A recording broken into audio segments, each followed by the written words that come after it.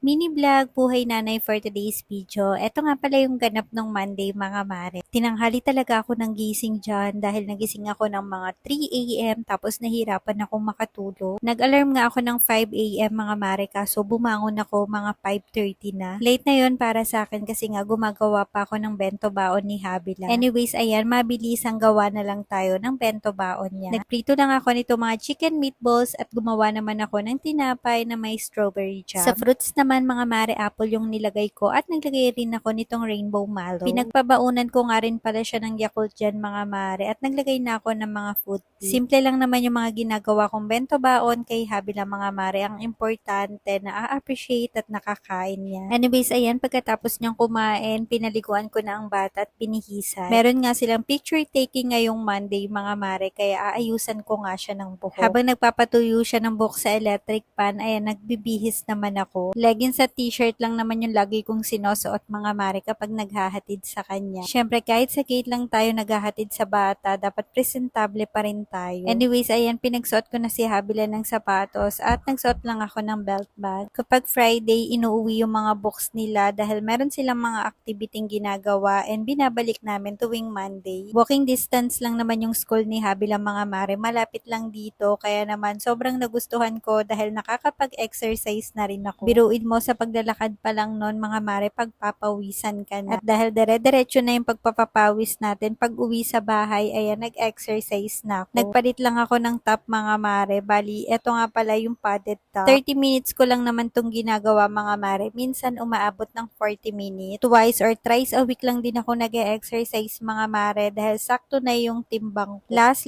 week mga mare, 51 kilo ako and ngayon 49 magpo 48 na. So para sa akin, okay na yung ganitong timbang mga mare. Ang gusto ko lang talaga maging healthy pa rin at makapag-exercise weekly. Gusto ko lang mga mare yung pagpawisan ako at kahit papano mabanat-banat naman yung buto ng mare nyo.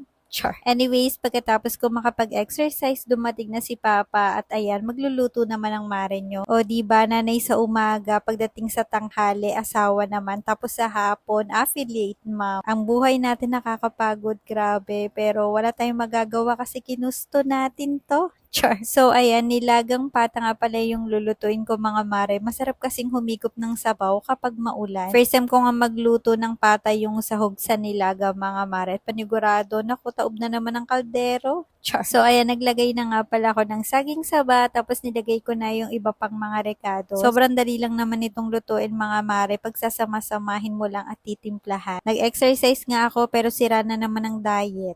Mas maraming gulay sa ulam, naku, mas masarap. Kaya ayan, kain tayo.